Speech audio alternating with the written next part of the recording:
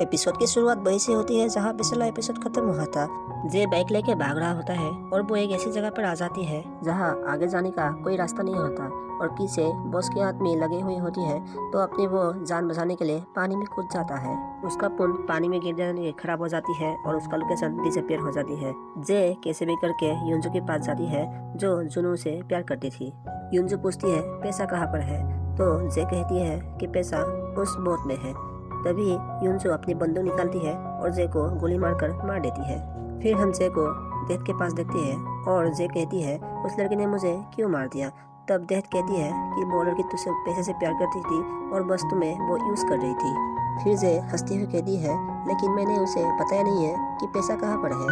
अब जब मैं धरती पे वापस जाऊंगा तो मैं उस पैसों को ढूंढूंगी और उस पैसे से सर्वाइव करके दिखाऊंगी। इस बात पे डेथ उसे गोली मार देती है। फिर हम जे को एक कैदी के बॉडी में देखते हैं और आसपास के कैदियों से पता चलता है कि वो 4 दिन में रिहा होने वाली है।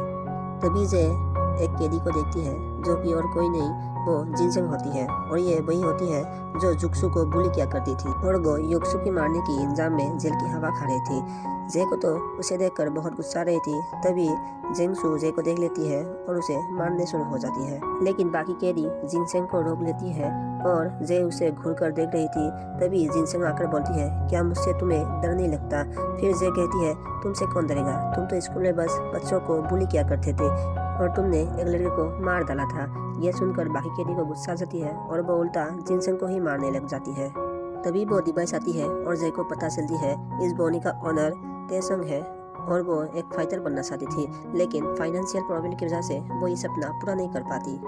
तो एक दिन उसके पास एक अमीर आदमी की कॉल आती है और वो उनसे कहती है कि मैं तुम्हें अरबों और करोड़ों में पैसा दूंगी, लेकिन तुम्हें एक केस को अपने सर पे लेना होगा जो कि हिट एंड रन की केस होती है।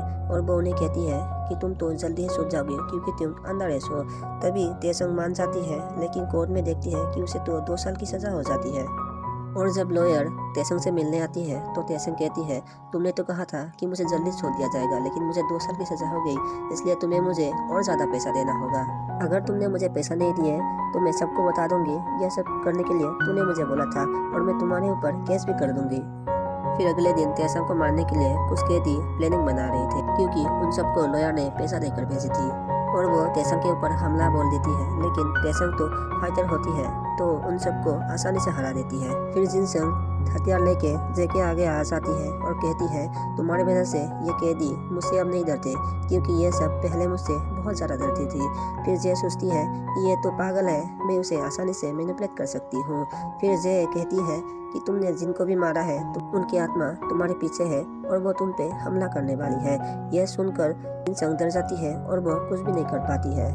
फिर हम देखते हैं जे जेल से छूट जाती है और उसे लॉयर मिलने के लिए आई हुई होती है और कहती है मैं तुम्हें पैसा देने के लिए तैयार हूँ, लेकिन जे कहती है मुझे आप पैसा नहीं चाहिए क्योंकि वो समझ चुका था कि जितना भी वो पैसे के पीछे जाएगा उतने ही उसे मौत मिलेगी।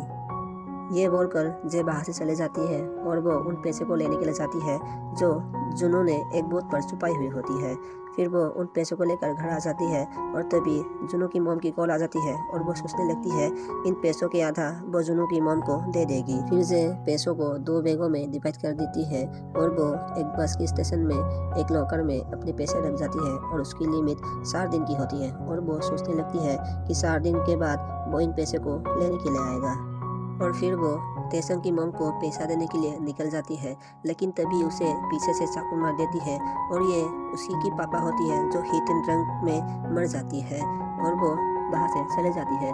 लेकिन तभी एक लड़का आती है जो कि तेसंग के साथ उन जेल में था और वो सोचती है कि ये लड़का मुझे बचाएगी, लेकिन वो पैसे की लालच में वो तेसंग को ही जान से मार देती है। फिर जे सीधा डेथ के पास आ जाती है और जे कहती है कि जल्दी से मुझे शूट कर दो क्योंकि जे के पास बस 4 दिन ही होती है वो पैसा वापस लेने के लिए। फिर डेथ मुस्कुराती हुई जे को गोली मार देती है।